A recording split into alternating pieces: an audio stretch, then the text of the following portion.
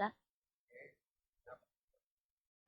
Karena Potong percaya kepada pahlawan yang kalah. Kenapa orang Protestan tidak berpuasa? Kenapa harus dinamakan Paskah? Dengan lambang telur, karena telur itu ceritanya ya itu tadi. Bisa menjadi berkat untuk kita semua. Shalom Jihop, ketemu lagi bersama Beta Kenny. Selamat datang di Jihop Podcast.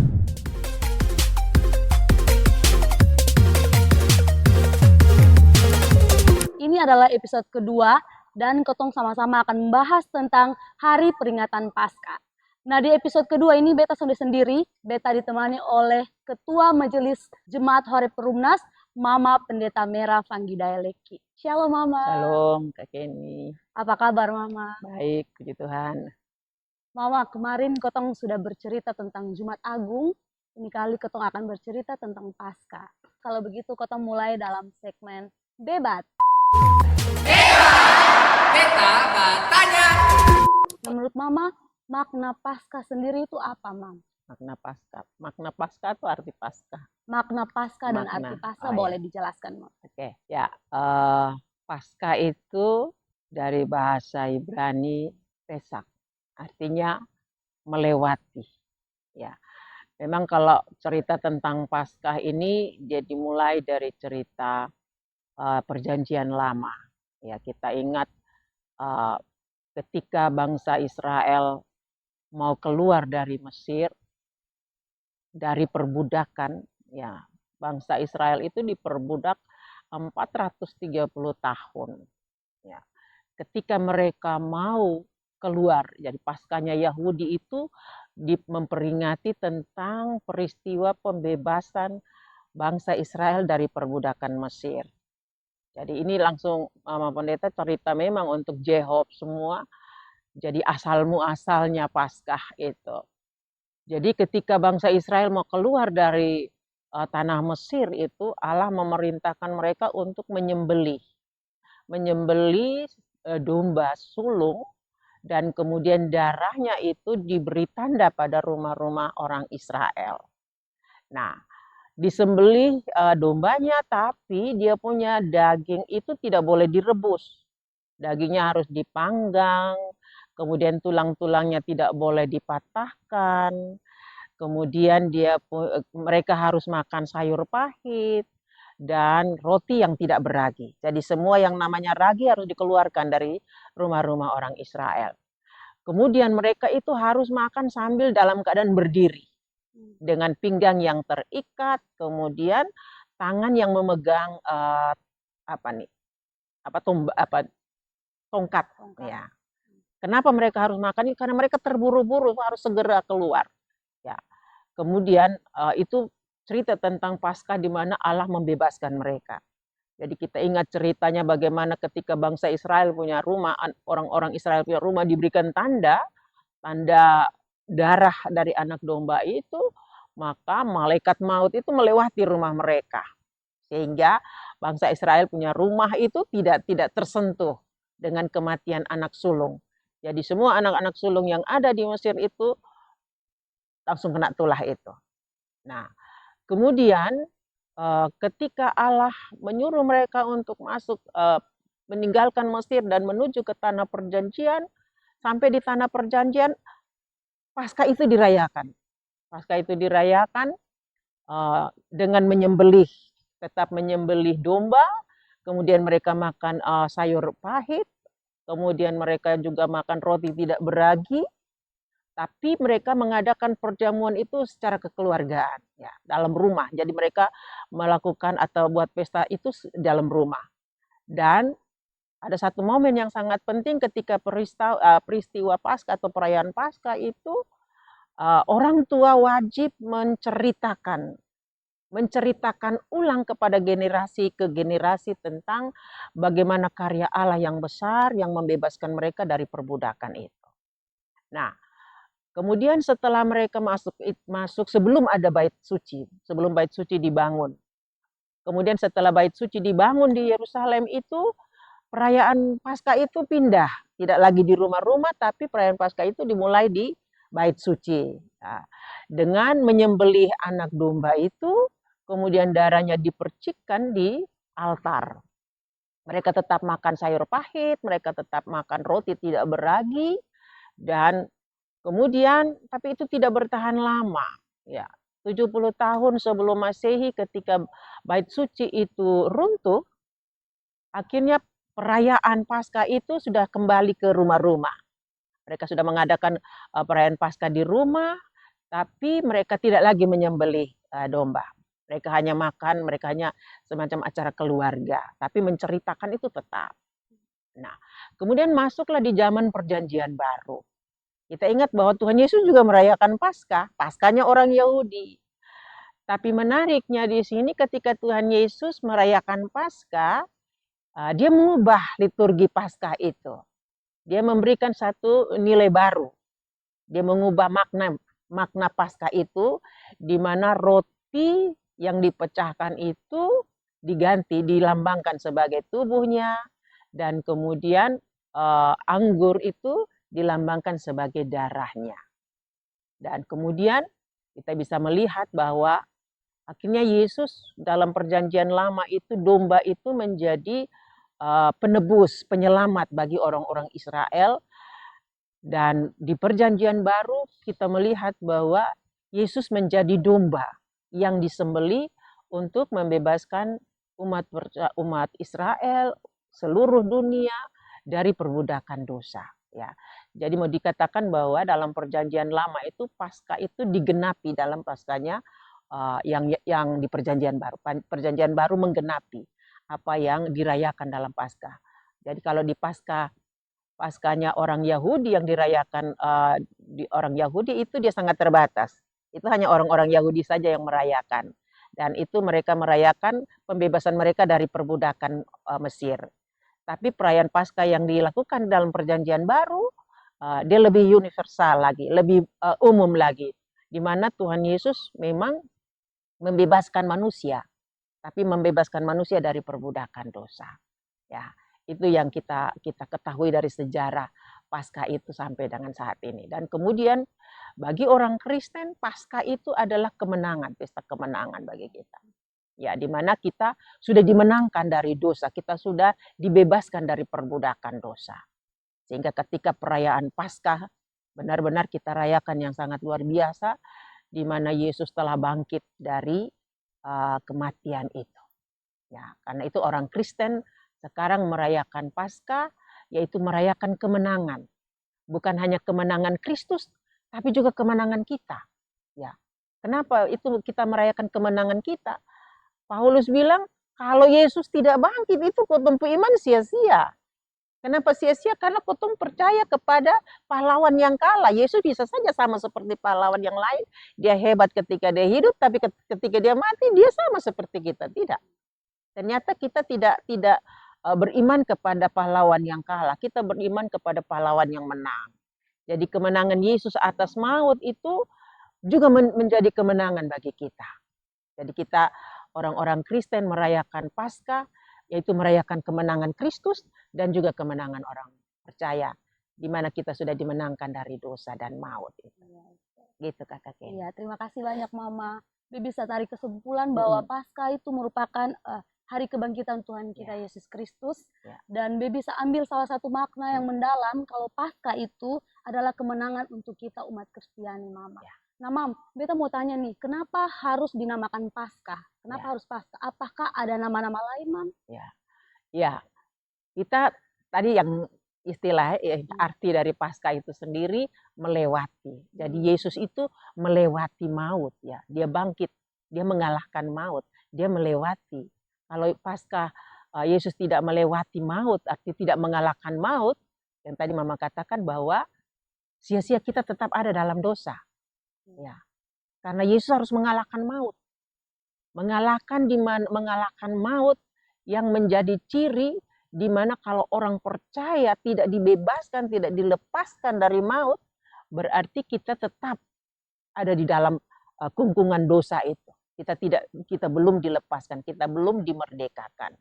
Jadi Paskah itu berarti penyelamatan atau melewati. Yesus melewati maut itu untuk memberikan kemenangan kepada kita. Dia sudah memukul kalah penghulu maut dan memberikan kepada kita jaminan bahwa kita sudah bebas Kita sudah dilepaskan, sama seperti orang yang diikat. Diikat kan dia tidak merdeka toh. Yesus memutus ikatan itu. Sehingga sekarang orang percaya menjadi orang yang dilepaskan dari ikatan dosa itu. Oke, terima kasih banyak Mama.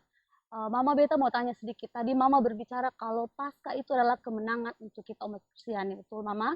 Nah, Beta mau tanya nih Mam, biasa kenapa di zaman ketong sekarang ini Mam, perayaan Natal itu dia lebih meriah dibanding dengan perayaan Paskah. Ya. Ya, biasanya kita menyiapkan Natal tuh dengan berbagai cara dari kue Natal dan lain sebagainya. Padahal kalau kita lihat antara Paskah dan Natal ini merupakan dua perayaan yang sangat penting untuk kita, Mam. Tapi kenapa sekarang ini tuh antara Paskah dan Natal tuh tidak sama-sama meriah begitu, Iya, Mam? Itu iya. kira-kira kenapa menurut Ya, Mama? sebenarnya kalau mau bilang perayaan berkenaan dengan kedatangan Yesus itu, Yesus datang, Yesus mati, Yesus bangkit, Yesus naik ke sorga, kemudian keturunan Roh Kudus. Ini sebenarnya perayaan yang besar, ya. Kenapa kok orang Kristen ya lebih dikatakan lebih membesarkan perayaan Natal dan menganaktirikan Paskah, menganaktirikan kenaikan. Padahal semua proses yang Yesus lalui ini semua yang penting bagi ketong. Nah, mungkin karena sejarah bahwa kalau orang yang namanya lahir itu biasanya menggemparkan dunia. Ya, sehingga ketika pesta-pesta kelahiran selalu diwarnai dengan sukacita. Di mana keluarga merasakan sukacita, ada yang datang ya. Umat Kristen merayakan Natal sukacita itu karena Yesus datang ke dalam dunia menjadi sama seperti manusia, ya, sama seperti manusia kecuali di dalam dosa. Ya. Sehingga dia datang itu menjadi satu kebanggaan, satu kebahagiaan, ya. Satu kebahagiaan bagi kita umat Kristen bahwa Allah itu rela mengosongkan dirinya. Mengosongkan diri, mengambil rupa seperti manusia. Dia meninggalkan tahtanya, dia meninggalkan muliaannya. Dia merendahkan diri sampai serendah-rendahnya. Dia mau lahir di Bethlehem. Dia mau betul-betul lahir dari keluarga yang miskin. Padahal apa yang tidak dia punyai? Bukankah dia lebih bagus lahir di istana Herodes kalau dia mau pilih? Tapi justru di situ kita belajar bagaimana Allah yang maha mulia, maha kaya, rela datang, merendahkan diri serendah-rendahnya hanya untuk mau mengangkat kita naik. Dia turun sampai di dasar supaya kotong diangkat setinggi-tingginya. Jadi sebenarnya bagi umat Kristen, jangan hanya perayaan Natal saja yang menjadi fokus sukacita kita. Tapi sebenarnya peristiwa Paskah itu, seperti Paulus bilang, kalau Yesus tidak bangkit, sia-sia ketompu iman. Sia-sia ketompu iman kepada Yesus yang lahir. Sia-sia ketompu iman kepada Yesus yang sengsara, Yesus yang mati. Kalau Yesus tidak bangkit, percuma kita. Ya. Karena itu, Kotong mengajak untuk semua, ya Jehob juga jangan menganaktirikan, mau memeriahkan pesta perayaan Natal yang lebih wow, sementara sampai di peristiwa-peristiwa yang lain, perayaan-perayaan yang lain Kotong menganaktirikan. Padahal semua perayaan itu sangat penting dan punya makna yang sangat dalam untuk orang-orang Kristen. Ya, mau dari kematiannya yang hari ini kita rayakan, kalau Yesus tidak mati, apakah kita benar-benar bisa dipulihkan? Mau sampai dengan kemenangan Yesus bangkit dari antara orang mati, Yesus naik ke sorga, itu juga penting. Yesus naik ke sorga bukan untuk pensiun. Yesus naik ke sorga itu untuk menyediakan tempat bagi kita. Ya, kemudian peristiwa Roh Kudus turun untuk meneguhkan kita.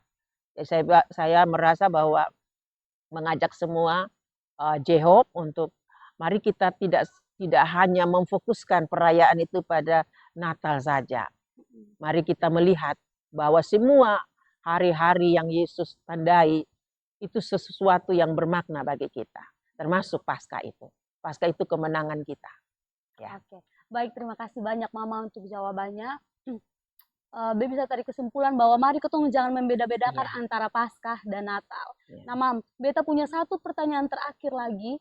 Kira-kira apa nih, Mam, planning untuk Jemaat Horeb bisa merayakan Paskah dan Natal itu tidak berbeda gitu, Mam? Planning untuk Mama sebagai Ketua Majelis Jemaat Horeb Perumnas. Ya, perayaan Natal ya kita mensyukur ya. Semua umat di dunia merayakan Natal sebagai wujud sukacita bahwa anak Allah turun ke bumi. Anak Allah turun ke bumi menjadi sama dengan manusia. Dia meninggalkan semua dia pun kebesarannya hanya untuk sama seperti ketong manusia.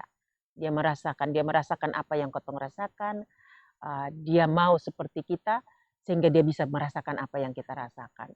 Jadi kemudian juga dengan peristiwa kematian, kebangkitan, kenaikan, saya mengajak untuk ketong semua, setiap momen itu punya maknanya. Ya. Jadi perhatian kita jangan sampai hanya ada pada Natal. Peristiwa Paskah itu juga penting. Peristiwa kematian itu juga penting. Yesus naik ke sorga itu juga penting bagi kita.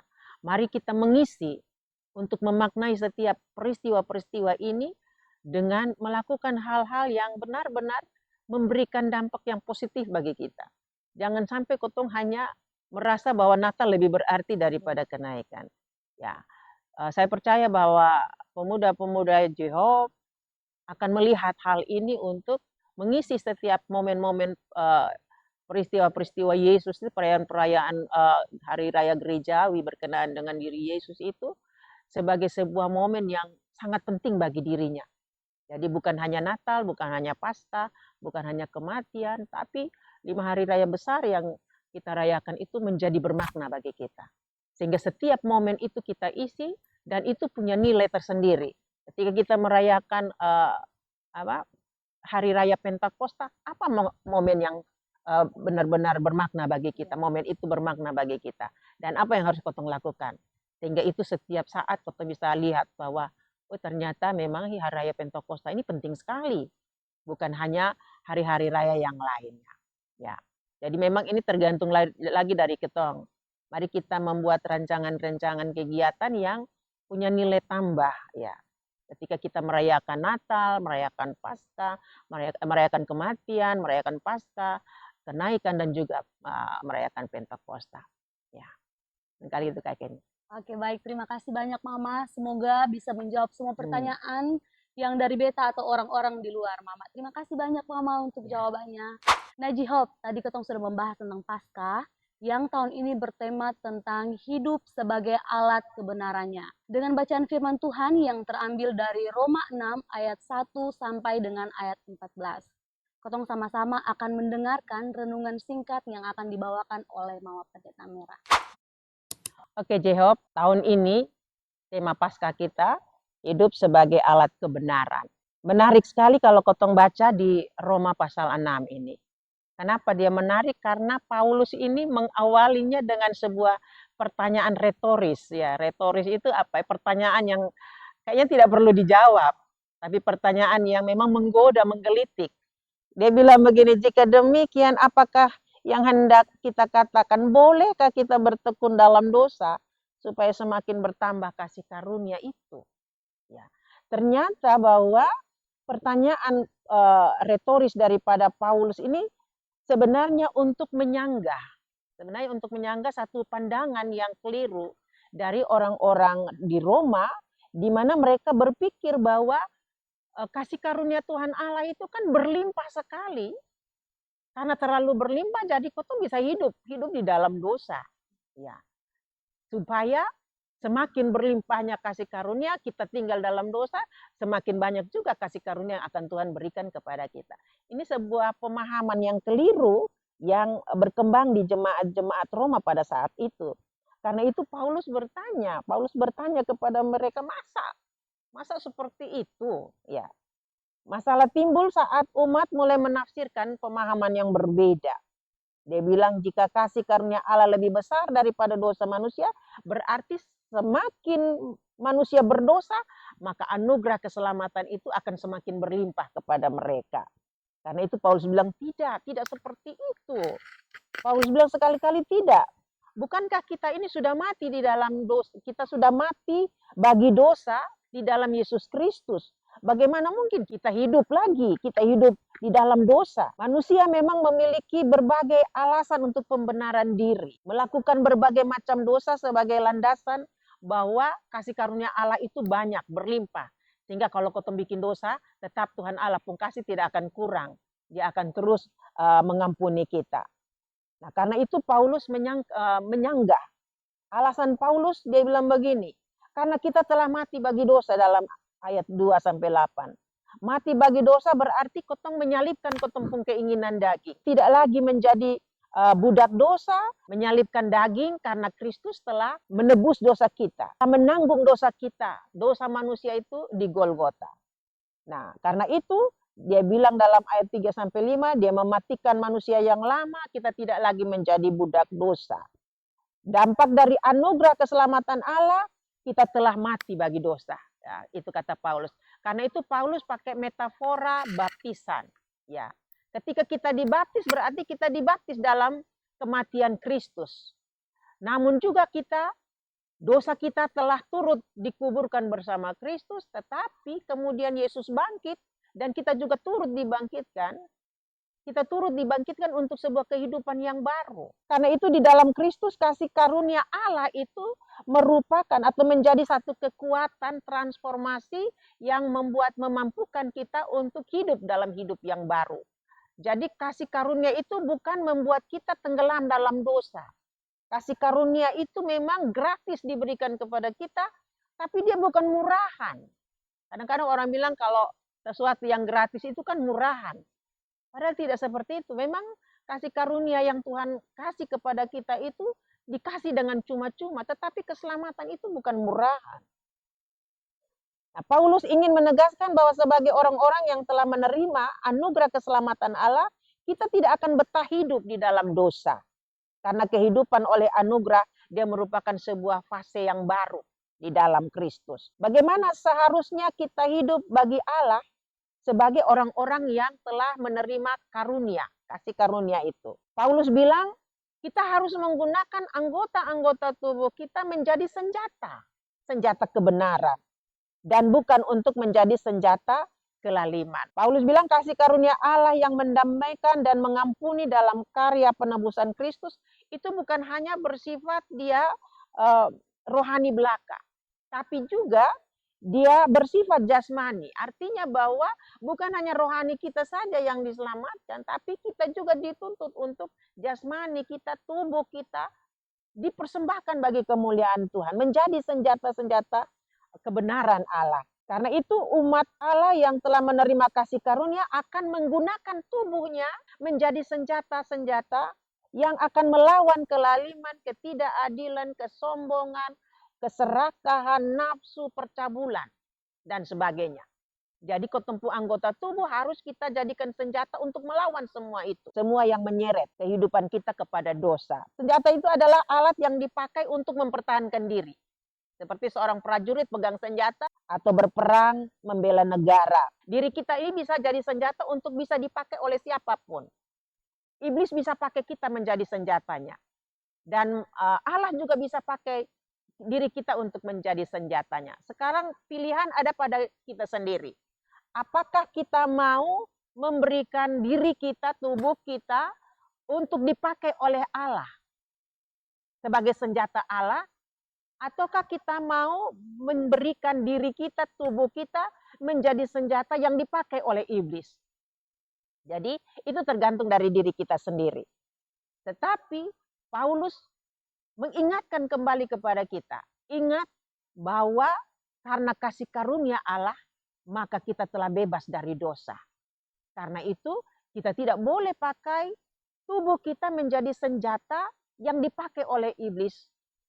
Tidak boleh memakai tubuh kita menyerahkan kehidupan kita untuk menjadi senjatanya iblis. Tetapi biarlah seluruh kehidupan kita dipakai oleh Allah. Dipakai oleh Allah, dituntun oleh Allah. Jangan menyerahkan anggota tubuh kita untuk dipakai oleh setan. Jadi kita harus pakai bibir kita untuk memuji Tuhan. Kita harus pakai kita pun pikiran untuk memuji Tuhan, memuliakan Tuhan. Kita harus pakai seluruh anggota tubuh kita untuk memuliakan Tuhan. Jadi jadikan tubuh kita, seluruh kehidupan kita menjadi senjata yang Tuhan Allah pakai. Jangan menyerahkan seluruh tubuh kita menjadi senjata yang iblis pakai.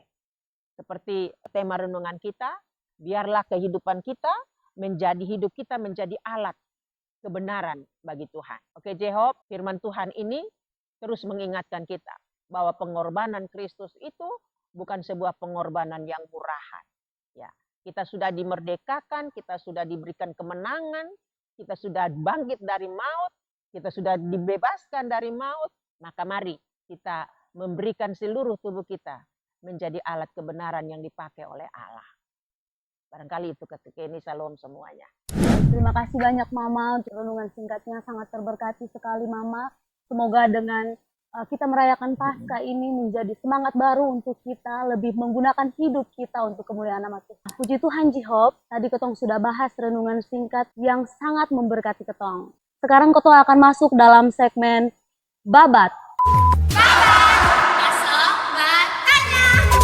Nah, pertanyaan-pertanyaan ini juga akan dijawab oleh Mama Pendeta Merah. Oke, Jehob. Ya, peristiwa Paskah kalau sudah ada telur kayaknya kurang lengkap. Ya, ternyata memang ada sejarahnya. Paskah selalu identik dengan telur. Pada abad permulaan di Inggris, ya di Inggris itu dikenal dengan Dewi Eostra. Ya, kemudian kalau orang Jerman mengatakan Austra, ya Austra. Nah ini Dewi kesuburan, Dewi musim semi, Dewi kesuburan, sehingga kalau mau disamakan dengan di Indonesia kita kenal Dewi Sri, ya Dewi kesuburan. Nah ini bermulanya dari situ.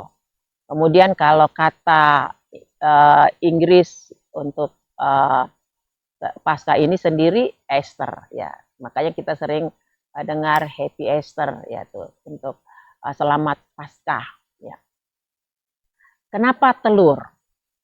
Telur ini adalah jadi ketika pada peristiwa musim semi di Inggris, kemudian dikenal dengan Dewi ini Eostrani, ketika Paskah itu terjadi pada musim semi juga, ya pada musim semi, dan kemudian gereja mula-mula mulai merayakan Paskah dengan mengambil alih, ya artinya merayakan Paskah yang identik dengan Dewi ini, tapi mereka memberi makna baru dengan Paskah itu. Jadi mereka ya sama seperti perayaan Natal, ya Natal itu kan sebenarnya mereka tanggal 25 Desember itu adalah hari Dewa Matahari, tapi kemudian gereja mengambil alih momen itu dan memberi makna baru di mana Yesus adalah sang matahari, sang terang itu. Nah, Paskah juga demikian, mereka mengambil alih peristiwa Dewi kesuburan ini untuk menggambarkan Dewi kesuburan, Dewi musim semi, di mana menggambarkan ada sebuah kehidupan. Karena kalau musim semi itu kan berarti sesuatu yang baru mulai tumbuh, toh? Ya, ada kehidupan baru. Nah, kemudian dilambangkan dengan telur. Ya, biasanya kalau Paskah itu telur, musim semi dan kelinci. Ya, kelinci. Kalau telur itu kan lambang kehidupan. Ya, telur itu lambang kehidupan. Sehingga ketika peristiwa Paskah diambillah dengan lambang telur, karena telur itu ceritanya yaitu tadi adalah lambang kesuburan. Kelinci itu adalah kita tahu bahwa kelinci ini paling banyak, ya dia paling cepat berkembang.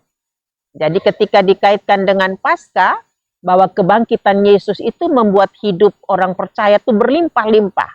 Ya, kelinci ini kan paling cepat berkembang, sehingga dikaitkan dengan Paskah, maka kebangkitan Kristus itu membuat orang Kristen punya kehidupan berlimpah-limpah di dalam Kristus. Nah, karena itu peristiwa Paskah ini identik dengan dipakai dengan lambang daripada simbol daripada telur, di mana ada sebuah kehidupan.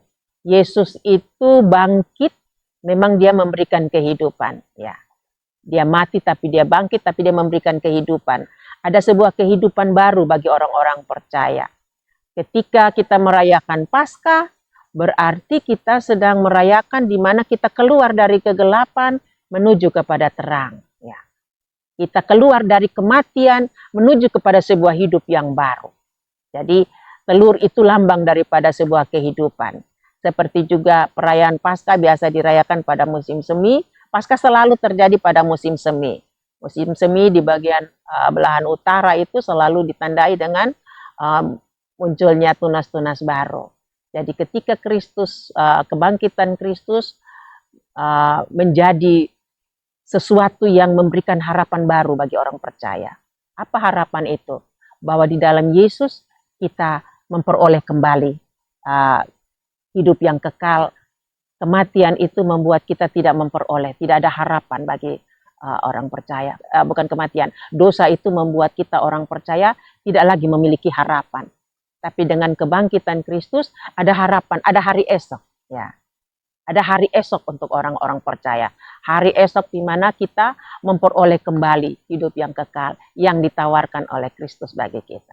Jadi begitu.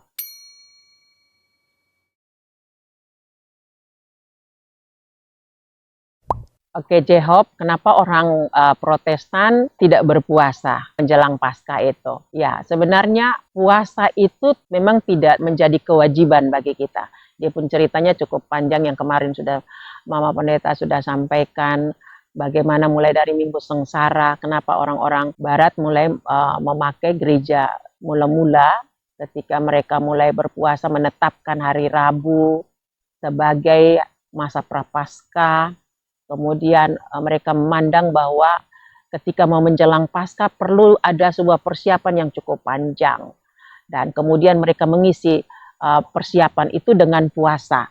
Dan puasa yang mereka lakukan itu mereka meniru teladan daripada Kristus, puasa 40 hari. Jadi kapan dimulai?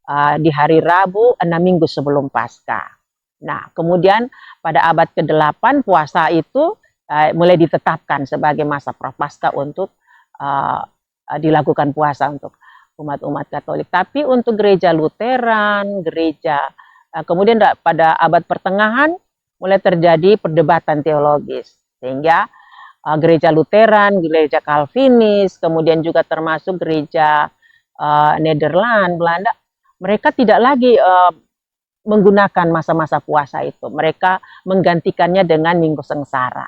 Ya, Minggu-minggu Sengsara sehingga lewat sebuah persidangan sinode ditetapkan di mana kita tidak lagi memakai masa-masa puasa, tapi menggantikannya dengan merayakan 7 minggu sengsara itu. 7 minggu sengsara, dan tradisi ini kemudian dibawa oleh para misionaris ke Indonesia lewat pada masa VOC. Jadi dia mulai tradisi 7 minggu sengsara. Nah, kenapa kita tidak berpuasa seperti umat Katolik ya? Puasa itu bukan sebuah kewajiban. Puasa itu bukan sesuatu yang mutlak harus dilakukan. Tapi bukan berarti bahwa tidak boleh berpuasa. Kemarin Mama sampaikan bahwa waktu kita COVID itu Gemit sempat mengadakan puasa. Ketika kita mengalami situasi yang sangat itu, kita coba untuk mencanangkan puasa. Jadi pada dasarnya bukan puasa itu bukan soal tidak makan dan tidak minum. Ya, bagi kita puasa itu lebih pada bagaimana ada terjadi transformasi diri, ada perubahan dalam diri. Kan memang tujuan berpuasa itu di mana kotong itu berkabung, menyesal atas dosa, ya, pertobatan. Nah, kita lebih menjurus pada perubahan, bukan perubahan tidak makan tidak minumnya, tapi pada perubahan dirinya yang kita lebih tekankan pada situ, sehingga kita tidak menekankan pada puasa dalam arti tidak makan tidak minum, tidak, tapi lebih menjurus pada bagaimana ada perubahan di dalam kehidupan kita di masa-masa 7 minggu sengsara itu, menjelang Paskah itu. Ada sebuah transformasi diri, ada sebuah perubahan diri, menyikapi penderitaan Kristus sampai masa Paskah itu. Di situ kita mulai melihat pengorbanan Yesus tidak boleh menjadi sebuah pengorbanan yang sia-sia bagi kita. Tapi bagaimana pengorbanan Kristus itu kita tanggapi dengan adanya perubahan diri, ada pertobatan diri. Ya, barangkali itu. Oke, baik, terima kasih banyak Mama untuk semua jawaban yang Mama berikan. Semoga menjadi pelajaran untuk kita, jadi kita bisa memaknai Paskah yang sesungguhnya untuk hidup kita, Mama. Ya. Mama, di akhir podcast ini mungkin ada pesan dan kesan yang mau sampaikan untuk J-Hope yang sedang menonton, Mama? Oke, J-Hope, peristiwa Paskah menunjukkan kepada kita bahwa Yesus itu adalah anak Allah, ya. Jadi Yesus itu benar-benar Allah karena dia bangkit, ya, Paskah itu. Dan hanya cuma Yesus yang bisa bangkit dari maut. Sehingga ketika dia bangkit, itu menunjukkan bahwa dia benar-benar Allah. Itu yang pertama bagi kita. Yang kedua, peristiwa Paskah mau mengingatkan kepada kita bahwa kita sudah keluar dari kegelapan dan sedang menuju kepada terang. Ya. Jangan sampai kotong kembali di gelap lah. Ya, kalau kita sudah sedang berjalan menuju terang, jangan pernah berbalik untuk kembali ke gelap. Karena Kristus sudah keluarkan kita dari kegelapan itu. Kemudian yang ketiga, peristiwa Paskah itu kita bisa melihat bahwa batu yang menjadi penutup kubur Kristus itu telah tergolek. Itu berarti menandakan kepada kita bahwa tidak ada lagi penghalang di antara kita dengan Kristus. Jadi batu itu tuh sebenarnya adalah lambang daripada dosa kita. Dosa itu menjadi penghalang untuk kita bisa bertemu dengan Allah. Kita bisa bertemu dengan, bisa menjumpai Allah. Ya. Nah, batu itu menjadi lambang, di mana batu itu sudah disingkirkan oleh Kristus sehingga tidak ada lagi penghalang untuk kita bisa datang kepada Allah. Ya, kalau dulu itu waktu Yesus belum datang, Yesus belum berkorban, kita mau bertemu dengan Allah itu ada begitu banyak syarat-syarat yang harus kita penuhi. Tapi ketika Yesus sudah bangkit, tidak ada lagi penghalang itu. Kita dengan bebas bisa bertemu kapan saja dengan Tuhan. Satu sukacita sekali ketika kita bisa, tidak ada lagi penghalang untuk kita bisa bertemu dengan Tuhan. Kemudian yang terakhir, ingat bahwa kebangkitan Kristus itu memberikan harapan baru bagi kita. Harapan di mana yang dulunya kita tidak pernah berpikir bahwa kita masih punya hari esok. Kita masih punya sorga. Ya, dengan kebangkitan Kristus memberikan kepada kita penguatan bahwa sorga atau Firdaus yang hilang itu sudah dikembalikan oleh Kristus kepada kita.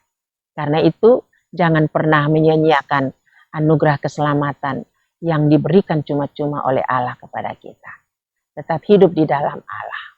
Baik Mama, Beta mengucapkan terima kasih banyak Mama sudah meluangkan waktu bersama kita di J-Hope Podcast. Mama sudah 2 hari ini Mama temani kita dalam podcast J-Hope. Semoga Mama sehat terus, Amin. bahagia terus, dan sukses dalam tugas dan pelayanannya Mama. Amin. Oke J-Hope, sampai jumpa di episode selanjutnya. Semoga semua yang ketong sudah bahas tadi bisa menjadi berkat untuk ketong semua. Tadi ketong sudah cerita soal Paskah, nanti ketong ketemu lagi ya. Shalom J-Hope!